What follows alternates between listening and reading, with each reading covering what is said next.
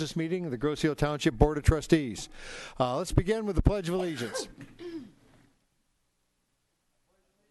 Flag of the United States of America, to the republic for which it stands, one nation, under God, indivisible.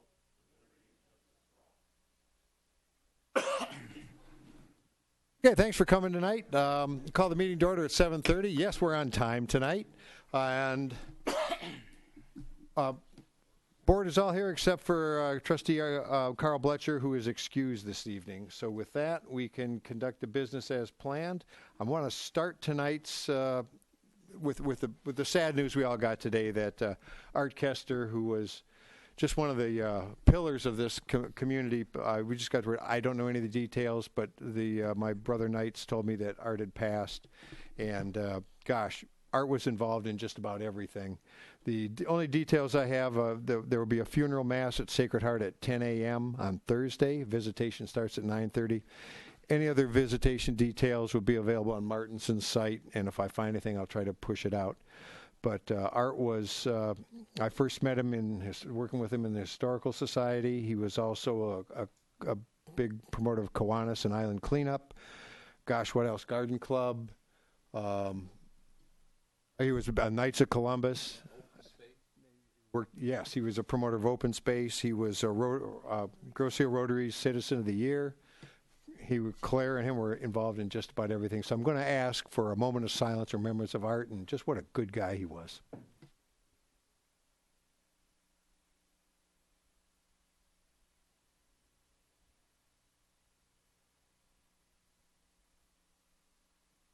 So thanks for those thoughts for him. With that, at this time I'll entertain additions or deletions to tonight's agenda. Okay, with none offered, those in favor of approving the agenda as published, please signify by saying aye. Aye. Aye. Opposed? None offered. The agenda stands as published. At this time, then, we'll open up to brief public comment on tonight's agenda items. I see none offered, so this is moving along well. We'll step right to the consent agenda. Mr. Treasurer. Yeah, thank you, Mr. Brian. I look for a motion to approve consent agenda 17-048, which includes the minutes of the October 9th, 2017 regular meeting, the check register dated through October 20th, 2017, and approval to process and distribute payments through November 3rd of 2017. Support. Okay, moved by Treasurer Van House, seconded by Trustee Budney. Questions, comments from the board on tonight's consent agenda? Okay, if none offered, those in favor of approving the consent agenda as published, please signify by saying aye. Aye. Aye. Aye. Opposed? None offered. With that, we'll move into tonight's action items. Let's see.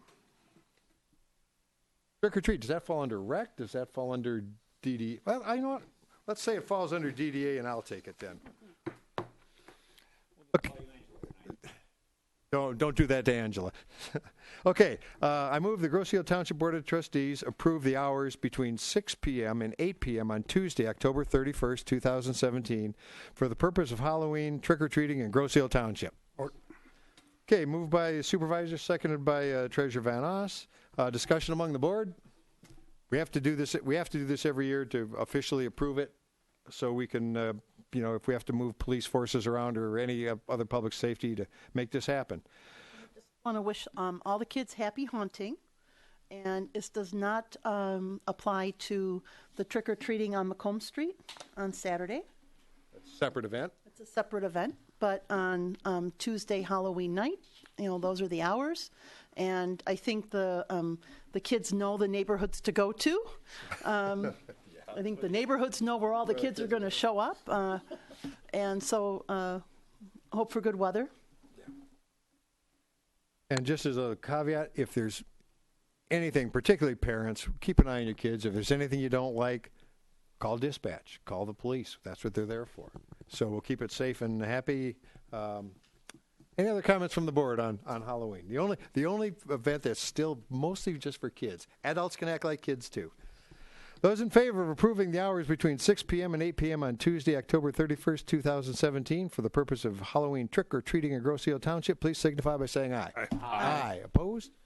None offered. Let's move on to action item number 2. Island beautification. Mrs. O'Connor, would you?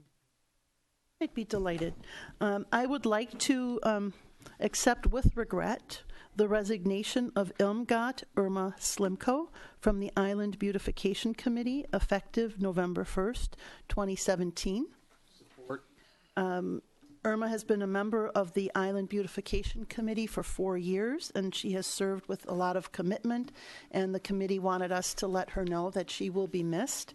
But the retiree lifestyle, I think, is catching up, and she has other things that she wants to attend to, and which won't leave her the time she wants to commit to the Island Beautification Committee.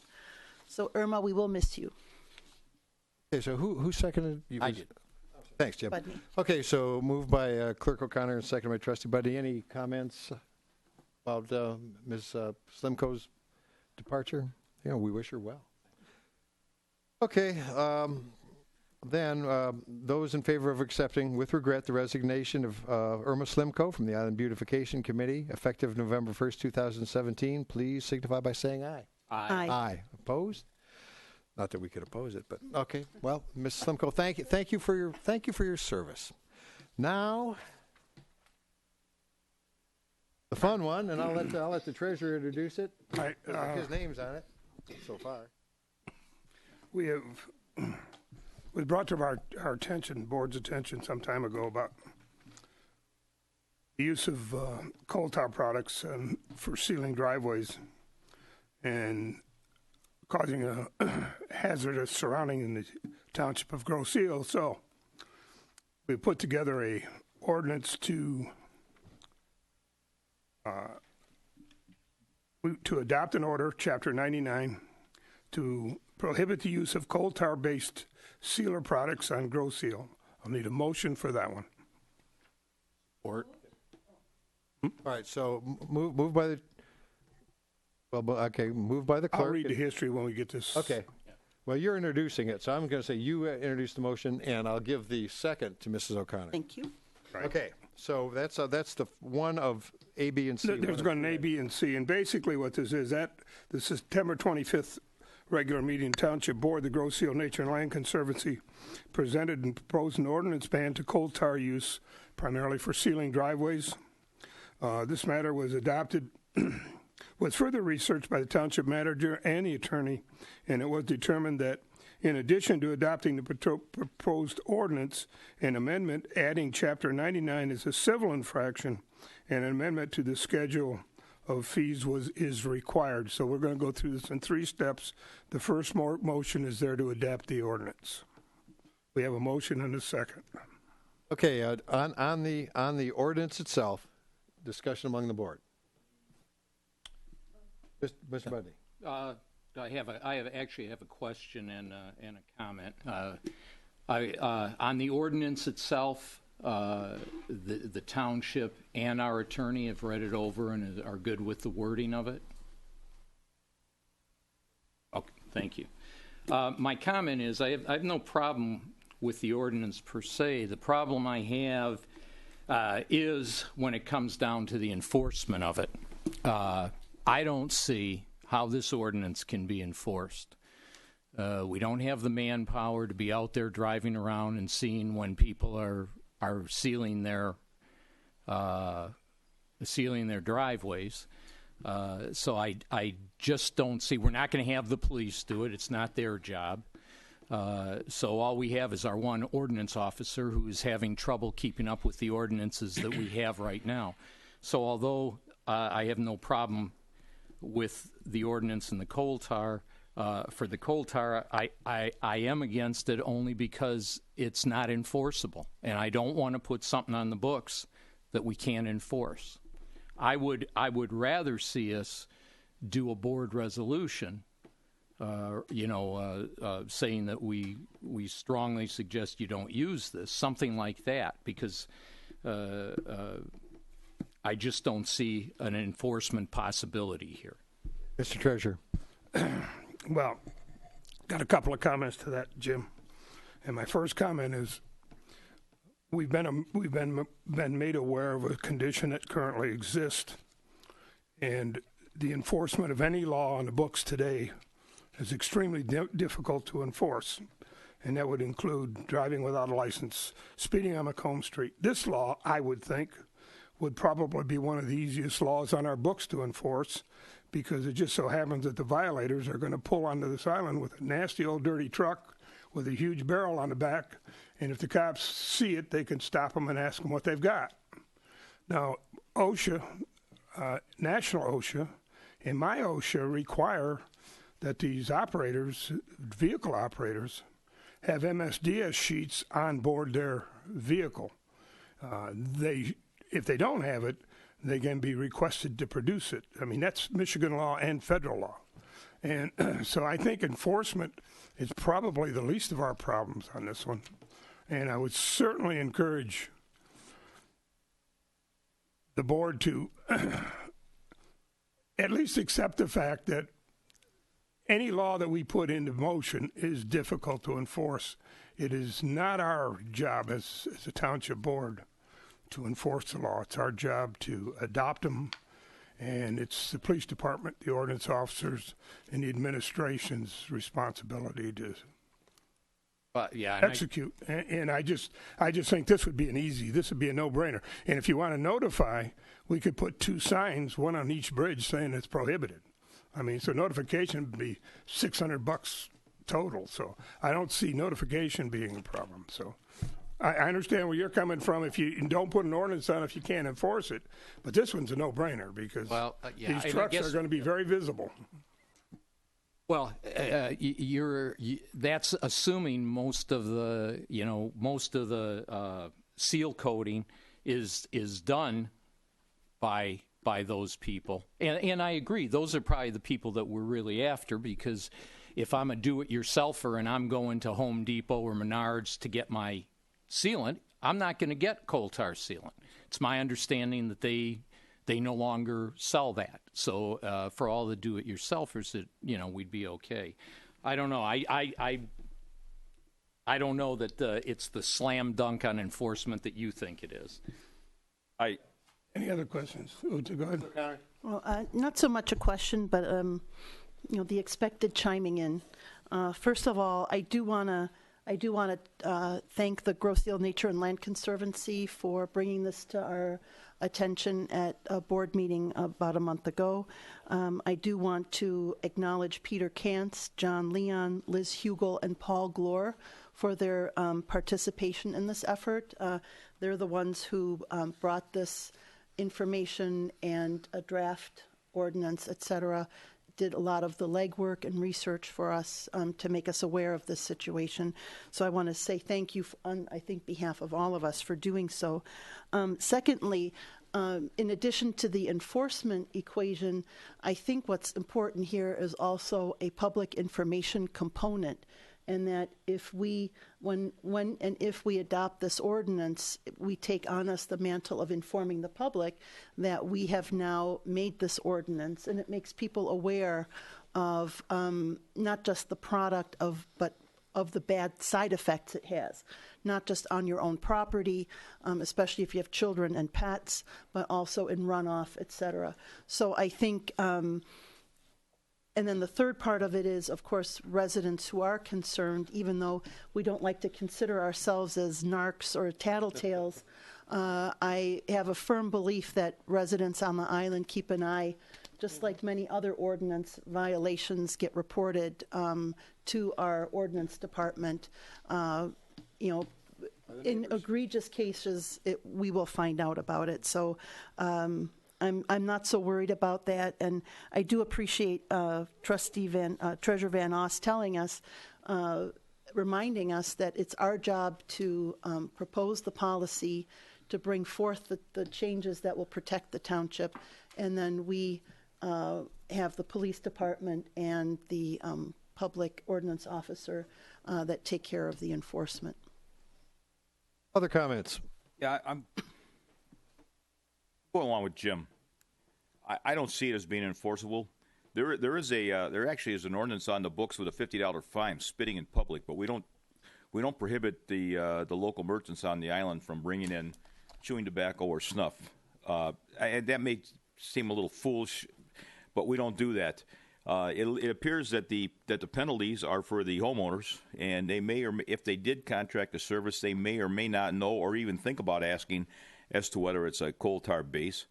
And I'm not sure out of a population of over 10,000 people on this island that 0.1% even know what we're talking about right now. But to put another ordinance on the books that Tony Gray is expected to enforce, it just seems like a futile effort to me. And you can stop these outside contractors, I guess, at any time without having an ordinance, and check their MSD sheets for whatever. But unless it was a state law, supported by the state, if somebody was to take this to court, I'm not sure that it was even be fightable or defensible. So that's just the way I feel about it. It's a lot to do about something that's important, but it's not enforceable. That's just my view on it. Other comments? All right, with that, you call for a roll call vote, and I'll just start with Supervisor votes aye. Treasurer Van Oss? Aye. Clerk O'Connor? Aye. Trustee Budney? I'm going to have to vote nay. Trustee Malvesto? Nay. And Trustee Nelson? Aye. Okay, motion passes 4-2. On to Article B. Article B is regarding the same ordinance, but it's to amend the ordinance Chapter 1-12A by adding Chapter 99 entitled The Use of Coal Tar-Based Sealer Products. Second. Okay, moved by Treasurer and seconded by Clerk O'Connor. Any further discussion and any changes between our thoughts on this from a minute ago? With that, I'll go right into the same roll call vote. Supervisor votes aye. Treasurer Van Oss? Aye. Clerk O'Connor? Aye. Trustee Budney? Nay. Trustee Malvesto? Nay. And Trustee Nelson? Aye. That motion carries. On to item C.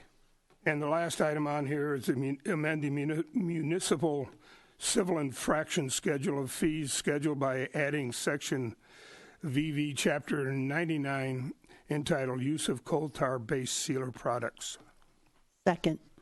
Okay, again, moved by Treasurer Van Oss, seconded by Trustee O'Connor on amending the municipal civil infraction. Didn't we originally consider this as a possible misdemeanor or a civil infraction? Went with the civil infraction as just a better way to. If you want to comment on that. We did, and I'm not going to get into the comments about whether or not it's enforceable. I certainly wouldn't bring something to this board that wasn't enforceable in a court of law. But That wasn't what we were talking about, enforceable in court of law. It was a matter of could we actually enforce it? Are we going to be out there doing it? I'm sorry, the comment I heard was that if it went to court, it wouldn't be enforceable. You're absolutely right. I'm sorry. So, I apologize. Anyway, what we did is what was proposed to us is an ordinance. We looked at it. My recommendation is to, if you're going to adopt it, put some teeth in it, make sure that it's a misdemeanor. The recommendation was a civil infraction on the initial outset. It called for multiple levels of fines as civil infraction. What we did is we incorporated what was presented to us with our current ordinances. And under our current ordinances, if it's the second violation of the same ordinance that's identified as a civil infraction becomes a misdemeanor by the fact that it's a second offense. So we've incorporated to make sure that that's the case so that if you do have a problem, we can continue to enforce that as well as to enforce it through injunctive type of relief that's included in the ordinance itself. Thanks, Al. Can I ask one question? Yes. On this, the infraction is against the homeowner, correct? Or is it against the person who puts it down? Well, there's a whole section on 99-3 on what was proposed to you. No person shall use, apply a coal tar, so that would include the person actually doing the application in addition to the homeowner. No person shall allow coal tar sealant, whatever, used or applied upon a property is under the person's ownership and control. So that would be the homeowner's. multiple infraction. I mean, multiple tickets would have to be issued. That would not have to be issued. No. We Nope. could incorporate into one. These are separate prohibitions. Correct. So okay. Yep. Okay. Thank you. So to be clear, you could issue one or all, depending Correct. on the circumstances. Yes. It could be written for each one of those. One infraction. I mean, one ticket could be written for Right. all. So don't forget that you can write tickets for civil infractions and a second offense becomes a misdemeanor, or you can seek injunctive relief, which we're looking at and a couple other issues currently with the code enforcement officer through the court system as injunctive type of relief, as well as, just a ticket. Thanks, Tom. Thank you, Tom. All right. Thank you. Further discussion? With none offered, we'll have one more roll call vote then. And once again, supervisor votes aye. Treasurer Van Oss. All right. Clerk O'Connor. Aye. Trustee Budney. To be consistent, nay. Trustee Malvesto. Nay. And Trustee Budney. Nelson. Nay No, still. sorry, no, you only got. Sorry, Jim. You only get one. Trustee Nelson. I'm sorry. Jim's on this board. Sorry. Well, it's tough on me. I vote aye. Motion carries. I have Thank a you. question. So, A point of order question, maybe for Mr. Assorti or for Deputy Clerk Gray. If a board member votes one way on a roll call vote to either approve or not approve an ordinance, once that ordinance is approved, can they vote yes on the next provisions? So, for instance, if A was approved, B and C, even though a trustee or an officer might have voted no on the original vote to adopt the ordinance, once the vote is cast, they can then also vote to adopt the things that come afterwards or also vote no.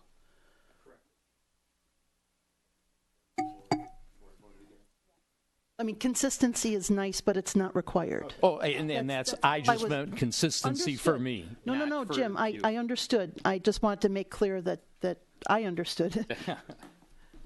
okay, with that, we'll move on. Thank you for the efforts for that. I think it will make an impact. We hope it will. All right, with that, we'll move on to action item number 4, recreation. Trustee Nelson. I got your name this time, Jim. I have a motion in front of me that I need to read and then have seconded. I'd like to move the Groesville Township Board of Trustees resolve to adopt the Recreation Department's Deficit Elimination Plan dated October 12, 2017, and direct the Township's Finance Director to submit the plan to the Michigan Department of Treasury. Support. Oh, I got 3. I'll give it to the treasurer, though. So moved by Trustee Nelson, seconded by Treasurer Van Oss. Resolution.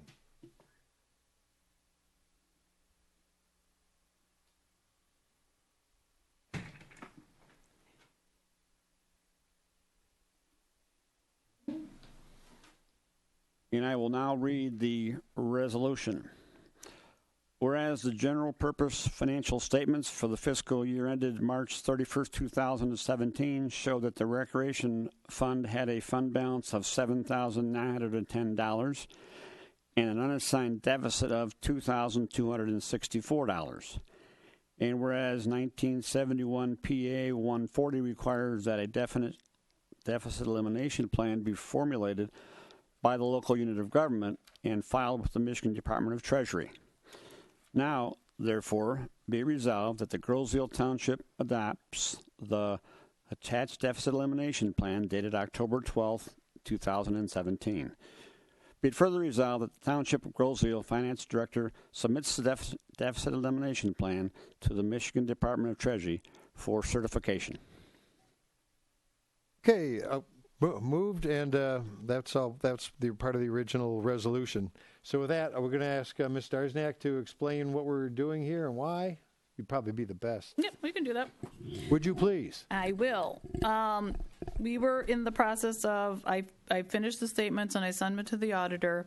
And when the original statements were done, there was a positive fund balance of $1,910. So in the meantime, time became of an essence, and the auditors did some adjustments on the financial statements. They were reclassifying and doing some minor GASB changes and things that have happened over the past year that they do in the end, and they were helping to finish up the statements and cleaning them up, and they check for errors and spelling error, whatever, grammatical. They make them pretty, make them all pretty, and in the meantime, they sent them off, not realizing when they did some adjustments, it caused this $2,000 deficit fund balance. In reality, the fund balance could have been corrected prior to the submission of the statements by a little journal entry at 3/31 that could have been reversed on 4/1, and life would have been good. But the state, so I tried to submit, as you can see in my first example, I tried to submit a solution and a reason why it happened to the Department of Treasury. They were still not satisfied with that explanation. It's kind of just a simplified explanation of what I just told you. So they require this full blown out deficit elimination plan to be filed, and that's why I'm bringing this to you today. And attached is the budget for rec. As of now, we're going to have reviews tomorrow, mid-year reviews, and I can assure you that this little $2,000 deficit has been eliminated at this point, and the Recreation Department is doing all they can to keep it within budgeted restraints, and we'll go over that in our mid-year review. So that satisfies you, and hopefully we'll get this to the state, and it should satisfy them, and life can go on. Other questions for Mrs. Darzniak? Because I'm looking at a stack of numbers, and at the end it shows a balance of 7910, and for some reason that didn't make it across the state auditor's desk in the It did. In the manner he or she wanted to see it. Yeah, this is kind of ironic, and I'll show the audience of why this happened and what happened, just to.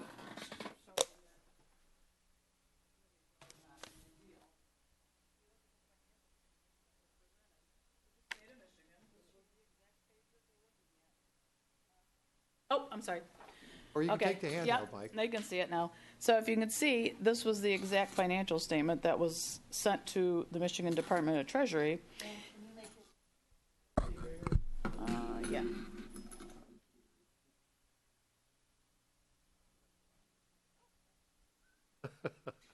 I don't think. I know.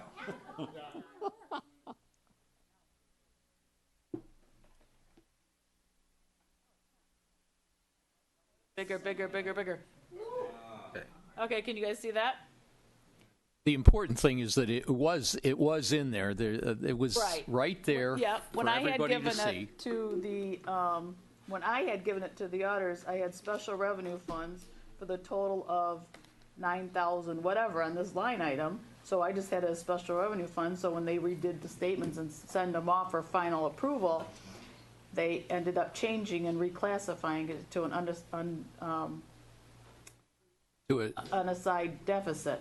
But if you look, our road fund, which we have a $388,000 deficit because the receivable was going to be received in the next following year. It was just the way things were handled with the new GASB. They didn't seem to have an issue with that problem. So we have no plan necessary for that, but they were worried about the $2,000. So it's just the state of Michigan, huh? That road receivable was way. Right, right. Right. So it's just the way some government accounting standards have changed over the year and just made that little different. But I have to follow the procedures that they want and go through this big process. Because of this aggravation, and because of it being actually an audit error in reality.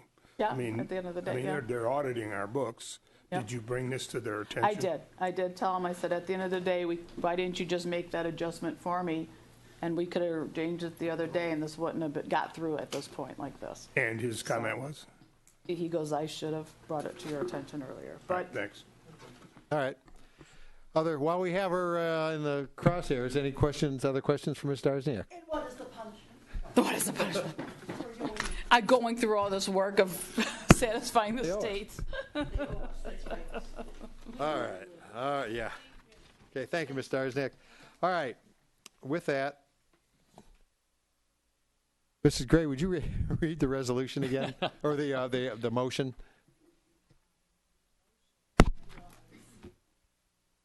Township Board of Trustees.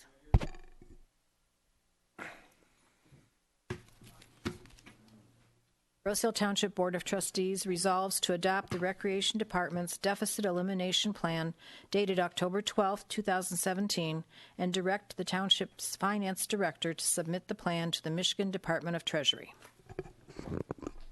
Okay, that is the motion. Those in favor, please signify by saying aye. Aye. Aye. Aye. Opposed? None offered. That motion carries. Thank you for squaring that away and keeping you and me both out of jail. And that concludes tonight's action items. With that, we'll step to Clerk's report. Madam Clerk. Staying out of jail is always a good thing. I'm very sad to have to continue because Sharon and I deemed it important to bring up Art Kester in our report. Art and Claire, if you know, they did a lot of work at the here at the airport, at the I can't even think of their beautiful memorial garden. I always called it Art and Claire's garden. And they did a lot of work at Kester's Corner, and happily we were able to honor Art and intuitively Claire by putting the rock in place that called it Kester's Corner. Art was a fixture here, and when I was first elected, we were not great friends, and we became good friends. He taught me a lot about the township. He taught me a lot about service, about honoring service, and I came to respect and admire him a great deal.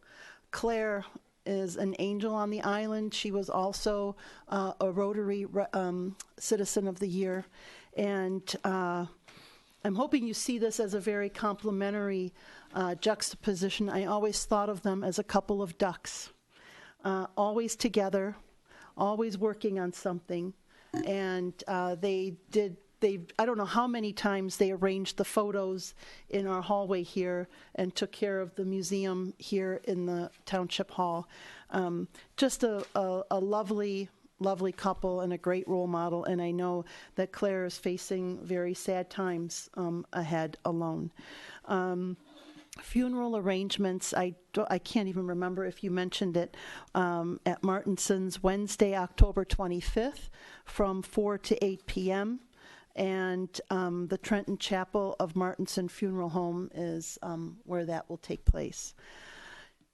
Now we have an election update. The public accuracy test of the voting equipment that we are using in the November 7th election is to be conducted this Friday, October 27th at 10 a.m.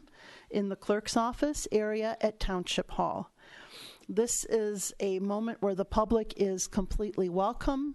The staff of the clerk's office will be publicly testing the election equipment, a tabulator, and ballots to show that everything works properly. Of course, they are testing all the machines, but this one is done in front of the public. And we had another longtime resident, Mr. Bob Buckley, who for the longest time was the only member of the public that ever attended these. And of course, we miss him. But please feel welcome to come in and see this process at work. Absentee ballots are available to qualified electors through 2 p.m. on Saturday, November 4th. The clerk's office in the Township Hall will be open that day from 9 a.m. to 2 p.m. The clerk's office wants to remind you, too, that if you need information about election information, check out the clerk's page on the grosseal.com website. There is a map of the precincts that have recently been, well, not so recently now, but have been revised. So we now have 5 precincts and an absentee voting counting board. So if you haven't voted on Grosse Ile in a while, you might want to check it out and see where you are now voting. For instance, I used to vote in Precinct 3, and after the revision, I now vote in Precinct 1. So that's a pretty big change. So if you show up at your old precinct and they don't know who you are, they will tell you where you can go. But you can also look ahead on the clerk's office website. Election day is Tuesday, November 7th. The precincts open at 7 a.m. and remain open until 8 p.m. There is, on this election, one local proposal on the ballot. It is to renew a millage for police operations. I would like to say that even though there is only one question on the ballot, this is the first time we are using our new election equipment. And if you are curious and excited about technology and interested in all the news about election technology, this is your chance to try it out. We have new tabulators. They work along the same principles, but it's a self-contained unit now. And we will be transmitting election results direct from the tabulators to the county, correct? And actually, as far as I know, there's no way that they can get into our little network because we say so. That's how it works. It's transferred cellular lines, not internet. Yes. So we've had a long-standing confidence in the Michigan election system. One of my first introductions to clerkdom 20 years ago, we learned that G. Soapy Williams actually brought in the hackers and cheaters of his day in election fraud, and they helped to forge the new election rules and guidelines, letting everyone know what all the various tactics were that people could use. So if you wonder why you have to do a perfectly blackened oval instead of a check mark, it's because apparently people could put a pencil lead under a fingernail and just touch the paper and make a little check mark and thereby change the vote on a ballot. So they went into some pretty serious detail back in the day. But the other thing is we always have a paper trail to go back on. So you are generating a paper ballot, and every voter in our district is generating a paper ballot. And if there's any doubt, all of those can be recounted. We are always very careful with our seals and our closing procedures so that our precincts are recountable. And with that is all from the gross seal. Oh, one last thing. Active military and civilians living overseas. So if you know of someone or someone in your family is in the military, is active military, and again, this is maybe not so relevant in a millage proposal election, but in the next few years there'll be bigger elections. They are fully empowered to vote. They are protected voters, and there are absentee ballots, and it's called the FWAB. I can't remember now what the federal. I know there's a specific ballot that civilians and active military living abroad may use to register to vote and to vote absentee in all elections, state, local, and federal. If you are interested in learning more about that, give us a call or check out the State of Michigan website. Those ballots are also necessary to be counted, and but are then, once they arrive, are handled the same way as every other ballot is handled. But we want to make sure that those serving overseas or working overseas do not lose their right to vote in American elections. And that's all for the clerk's report. Thank you, Madam Clerk. Mr. Treasurer. Thank you, Brian. September financial information has been just completed. It was not available for this report, but it will be on my website tomorrow. So just go there and you can get all the investment information, where your money's at. And it is your money, by the way. Preparations for the works of the upcoming 2017 winter tax bills have chosen Kent Communications, which is a new printing company. So the format's going to change a little bit. Rather than get self-mailers, you're going to get your tax bills in an envelope. So if you're like me and you look at and see an envelope come, if it doesn't look important, you just throw it away. Don't throw this one away. You're going to need it. We continue to collect late 2017 summer tax bills at Township Hall. As of November 1st, a 3% penalty will be added to the base amount with an additional 1% penalty per calendar month.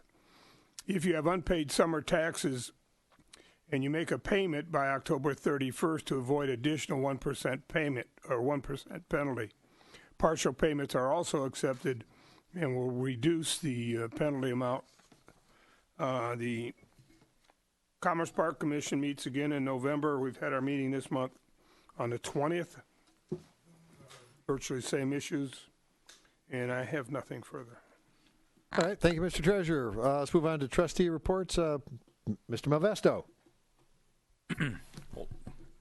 On a hill here.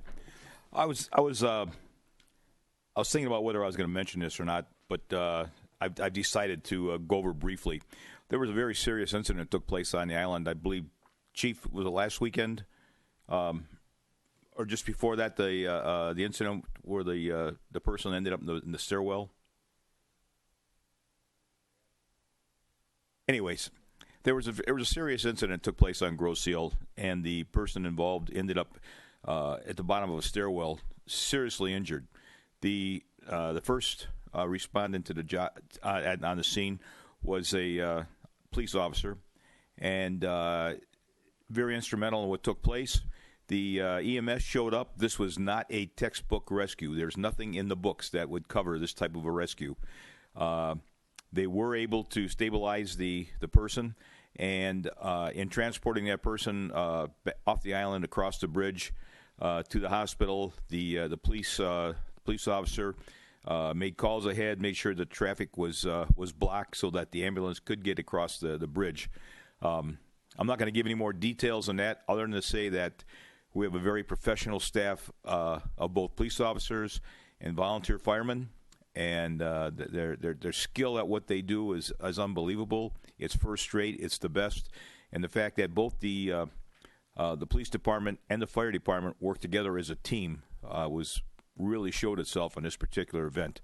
Hats off to you guys again. You do an awesome job. Thank you. And that's it. That would be a tough one to follow, though. Thank you, Tom. Thank you, Mr. Malvesto. Mr. Nelson. I can make mine obviously very short and sweet because I've chosen to let our wonderful recreation director give her report, and she has lots of information for us. I will say the next Recreation Commission meeting is this Thursday at 7 o'clock in this room. Come one, come all. That's correct. Good evening, Mr. Supervisor and trustees. That was the first thing. Community Recreation Commission this Thursday, October 26th, 7 p.m. Also on the Elmo is the parade lineup. Obviously, Trick or Treat is the 31st from 6 to 8. But what Macomb Street does, and I think this has been going on from what I've learned for years and years and years, they have the kids do the parade lineup at the high school at 10:15, and then the parade starts down Lyons and then down Macomb Street, and then there is a trick-or-treat event for all the kids on the island from 11 a.m. to 1 p.m. through the businesses. So they kind of get a double dose of candy on the island here, so which is a good thing. Just a couple of other things going on in recreation. Obviously, if you're passing the marina, we are pulling the boats out every weekend. We're doing winter storage. So a lot of the boats are coming out. There's currently 32 boats on land. We have 22 boats still to pull, which are all scheduled for the next 3 weeks. We have room for 4 to 5 more boats for winter storage. So if you know anyone that's looking for winter storage, have them call the recreation department. We have room for about 4 or 5 more. Also, the kayak launches are up and pulled off. The handicap launch I think we pulled that 3 weeks ago. And then this morning, the green carpet where we kayak launched, that was pulled. It was cleaned off this morning by myself and my staff, rolled up nicely and stored for next season. So we are good to go with that. Out at the farm, we did have a nice luncheon, very small number. On October 11th, we served about 25 lunches. The next lunch will be the holiday lunch for our senior citizens at the farm. Again, trying to get our senior citizens out, active. We have a band. The date for that is December 13th, and that's at 12:30 at the farm. And just call the rec department to reserve your spot. Just a little update on the Fall Festival. That was last weekend. That was from 1 to 4. We had over 250 people come through. We had a great day at the farm for those that were there. Supervisor, you had a good time out there with the hayride. And yes, we were running around, and the weather held out for us, which was good. I do want to say a special thank you. There is a nice list that I definitely want to thank some of our volunteers. On the Community Recreation Commission, Leah and Greg, they were both there helping out, so thanks and shout out to them. Also, a big thank you to Kroger. They did sponsor the donuts and cider that evening. And then some of our community members, Chase Yops was in the parking lot. He's a senior, I believe, at the high school. Jane Bosniak, Peggy Tucker, and they were all kind of running around serving donuts, and we all rotated and did what we had to do. Big shout out to the Grosse Ile Herb Society for the involvement with the children's craft, and also the Animal Shelter and Tails for being part of the event. So it was everybody pitching in, and we had a great day for those that were there. Going out at the golf course, the power carts are going to be returned October 31st. We're at half fleet right now. Board, just so you know, we do send 10 of our carts back. You know, we did that about a month ago just to save on the lease and so forth. So all the carts are going back on Tuesday, Halloween. So it's obviously going to be walking only starting in November. And the Pro Shop hours in November are Monday through Friday from 9 to 5, and it's $5 to walk 9 holes. So depending on the weather, we'll see what happens.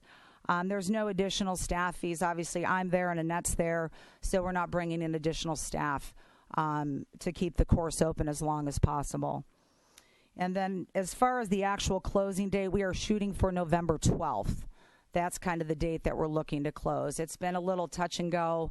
We've had great weather. We had people golfing today, believe it or not. So, but that's kind of the date. And the guys are getting the leaves off. You know, they're going to be winterizing all the lines.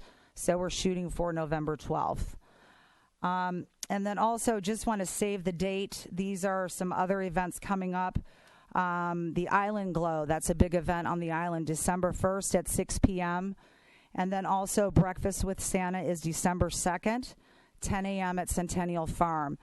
And I'm just going to shout out to the high school students and also the middle school students. The Parks and Rec Department is recruiting volunteers. With all these big events, you know, it takes a lot of people to run these events. And in my department, there are, 3 of us. And, my daughter and a couple of her friends were starting to recruit and everything. But if you're interested in volunteering, Island Glow, there's so many things going on. And even Breakfast with Santa, I do need some helpers. So if you're in the Builders Club or you need course credit or volunteer hours, please call me because I could use the help. So, and that's all I have for tonight. Any questions? Sounds like your plate's pretty full. But thank you, Ms. O'Farrell. All right, and Mr. Budney. Thank you, Brian. I know I got everybody excited last meeting because I said there was going to be a ZBA meeting. There isn't. All right. The appeal was withdrawn, so no ZBA. Our next DPS meeting is Tuesday, November 14th. Although we won't have a anything formal for the roads, I again encourage anybody of the residents who has any thoughts on road projects and potential millage to come and let us know what you're thinking. Down the road, we will have more forums on the road, but every meeting we want to hear from you if you have anything to say on that. And one last thing, it's come to our attention that there is a website out there called the Grosse Ile Animal Clinic, And I just want to let everybody know that that website has nothing to do with the township. It's not part of our Groseal Animal Clinic. So just beware of that. And that's it. Thank you. Okay, thank you, Mr. Budney. Township Attorney's report, Mr. Assorti. Nice and quiet. Good. Mr. Riem. I promised Trustee Bletcher I would catch up for him, so I hope you have another 30, 40 minutes. Just a few brief items, Mr. Supervisor. Those of you may or may not have seen today in the newspaper that the McLeod site is in the news again. Basically, the article that was in the Free Press today was about Crown Enterprises is in discussions with the Environmental Protection Agency. They're talking, using words like liability and disclaimers, so that whole thing is going through process. And to what outcome, I don't know. But I did request from the City of Trenton whatever proposal was accepted by Trenton and or Wayne County. And the answer was there was no detailed formal written proposal. It was a financial type arrangement or proposal to Wayne County. So we do as much as we can to find out as much as we can about the site, about Trenton, about Riverview, and pass it on whenever we get a chance. So just wanted everyone to know that was an article in the paper today, and that is in the works. DTE has had tree trimming crews on the island on and off throughout the summer on a very limited basis, mostly in smaller backyard type areas. They're going to be reviewing in some larger areas that are more open down Meridian around the farm, Centennial Farm. So I just wanted to report to the board and the community that they will be around. On and off, numerous times there's been discussions about Sunset Park and parking. Did I say sunset? It's late. The other east. The Historical Society, along with Recreation Director Kim O'Farrell, myself, we've been having some preliminary discussions about the park site itself, and parking came up. And parking, the Historical Society believes that it's worth examining and looking at having some type of shared parking arrangement. So we've had some preliminary discussions. Kim is going to be discussing that with the Recreation Commission. Obviously, we'll have to get Mr. Assorti involved in the legal aspect of things. So I just wanted to report to the board that is a possibility that is in the works, and it's something that had been touched on and off for many years. So I would you could improve your standing if you became a member of the Historical Society. It would certainly improve your position if you wanted to park in the lot there. I'm just throwing that out.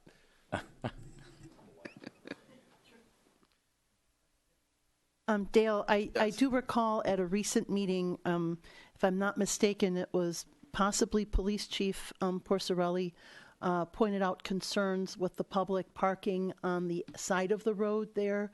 In the right-of-way, right adjacent to the site. And I just I'm hoping that will be something that is addressed on Thursday.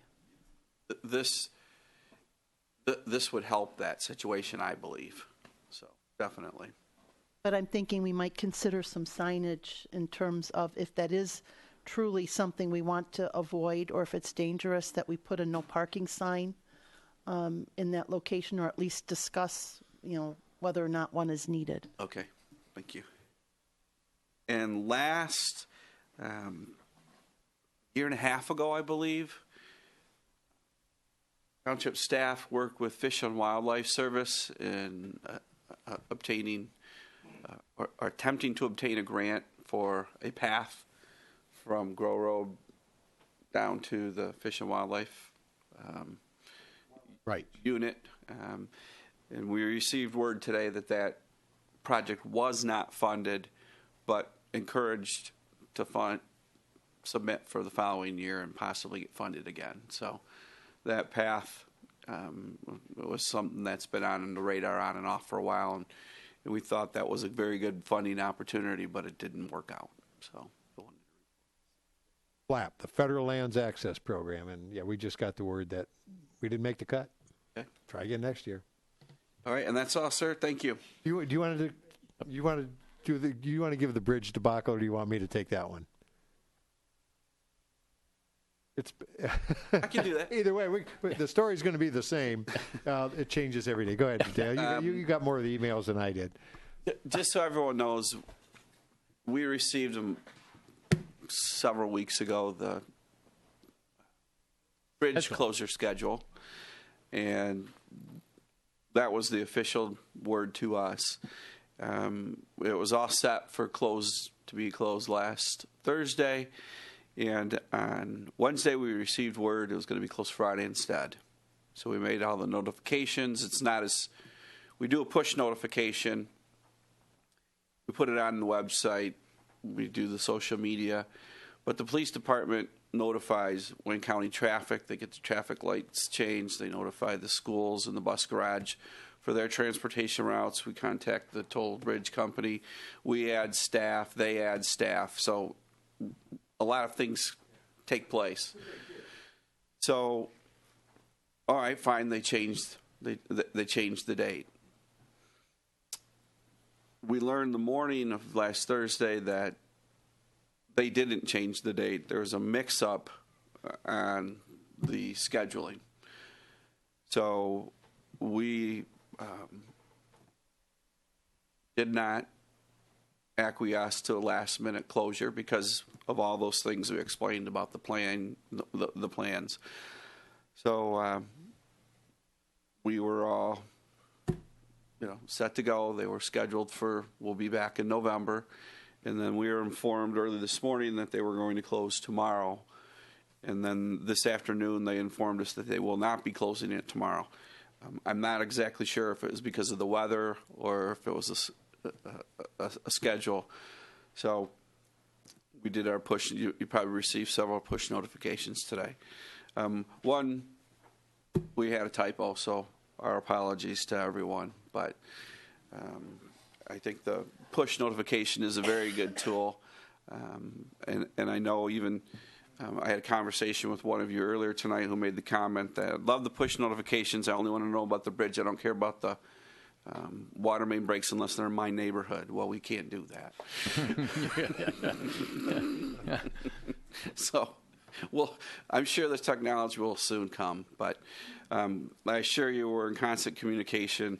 And there were some mix-ups at the county level, but I think we're through those. So, thank you. So, thank you, Mr. Remo. I'll kind of pick up a little bit more on the push notifications. We get more and more every day, and it's items like this. And how am I supposed to know about this? And my wife has a bunch of. Do you have the Grow Seal app? No. What's that? Well, let me show you. And that's a lot how it's getting out. Most are very happy with it. I have a few complaints, and we don't have an answer for it yet. That you can't capture the push notification once you acknowledge okay. It just vaporizes, and I don't know if there's a way we can store them. We'll keep working with Bar Z to maybe get them fine-tuned on their end. And different systems handle push notifications differently. I know the iPhone is different than the Android, which is different than the LG and the Samsung, and they all just a bit different. So learn how your system works and just deal with it. And again, as the technology develops, maybe we can standardize and stabilize it.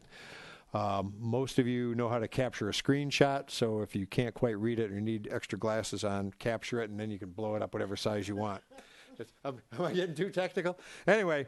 Mr. Supervisor, before you go into yours, I need to make a correction on something I said. Yes, sir. If I may. Yes.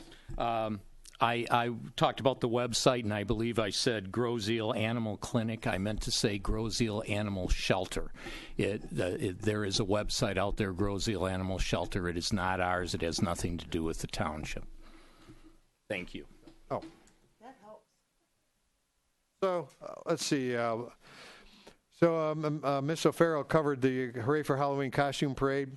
That's one of the most fun parts of my job is being in that parade with all the kids running around, and then the trick or treat immediately following. But Angela has been busy. The 2017 Light at Lions applications will be available starting October 30th at the Township Hall. Second annual Light at Lions Park. Grosse Ile businesses or special interest group eligible to sponsor and decorate a tree to light up Macomb Lions Park. And if you have questions, you can contact Angela, 676-4422, extension 253, or Angela S. at grosseile.com. And continuing to dazzle us with her just ability to put things together, Ladies' Night Out will be Friday, November 10th from 5 to 8 at home on Macomb. Grab your friends, sisters, moms, daughters, and granddaughters for a night of fun on Macomb Street. Shopping specials, refreshments, goodies, good times. Stop by Macomb Commons. And it is, of course, in Channels where all the cool stuff is happening. So thank you, Kim. Pick up your free shopping bag, official map, and enter to win. So going to be busy on Macomb Street. Thank you, Angela.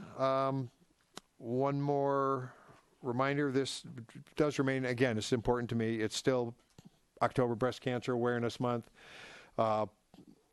If you have a history of it, get checked immediately. Again, 1 woman in 8 will come down, which is an astronomically high number. And somewhere close to 10% of diagnosed cases are in men.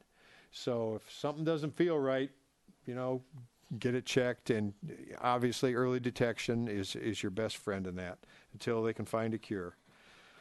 And that covers my end of it. I'm sure there's stuff we missed, but we'll try to keep you advised on the bridge. And when we get any information, when we get the final inspection report, we'll let you know what the outcome is. So with that, open up to public comments. You know the rules. Comments from the public present.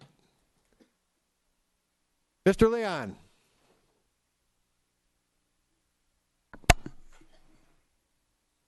John Leon, East River Road. The little green light on there? It was on. Yeah, it was on. So I want to thank the board for passing the ordinance this evening. I think it'll be very helpful to the environment and to the community, so I thank you very much. Also, if there's anything that the Conservancy can do to help the residents of the island understand this ordinance and how it works, please let us know. We will be glad to lend a hand and anything else that we can help. Thanks. Thank you, Mr. Land. Other comments? Mr. Clark?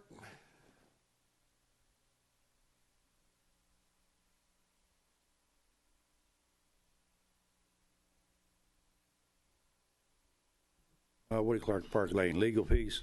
None in this register. Pardon? None on this register. Okay. On Dump the Junk, we had a lot of people come in. A lot of crap came in. Only thing I don't like is the people come with a trailer and a truck at 3:45, or when we had one at 3:55. Okay, and he said, "Well, it says 4, so I can come in." Well, it got old. I turned into a P&M program. But that's it. I mean, I don't know what money we made, but I should know by next meeting. We had a lot of steel. I don't know what it's going for, but and not very much aluminum. But we'll see how it goes. And all the people who came and worked on the board, Bert, Pat, Cliff, myself, and a couple other people, Chuck Werlowich and Anne Marie, and a couple other people came in and helped us. Oh, Jack Bucci, and also Carl. Carl came and worked. Okay. Thank you, Mr. Clark. Other comments from the public present? Okay, with none offered, entertain a motion. So moved. Trustee Budney. So moved. Seconded by Supervisor. Those in favor signify by saying aye. Aye. Aye. Opposed? None offered. We'll call the meeting closed at 8:35. Thanks for coming tonight.